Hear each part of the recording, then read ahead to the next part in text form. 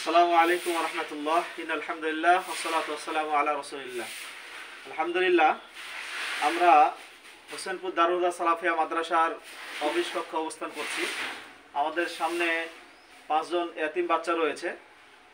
এতিম বাচ্চাদের সরল পথ সাদকায়ে জারিয়ার পক্ষ থেকে আপনার প্রত্যেককে সোয়েটার দেওয়া হয়েছে একটি করে।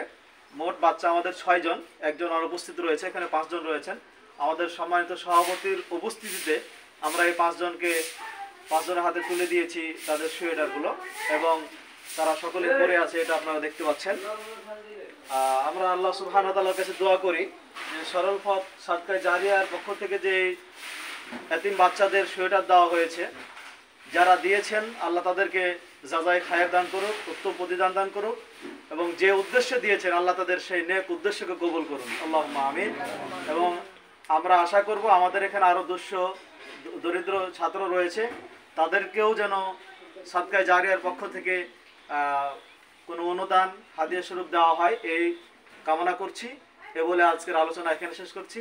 আখিরি দানা আলহামদুলিল্লাহি রাব্বিল আলামিন। আসসালামু আলাইকুম ওয়া রাহমাতুল্লাহ।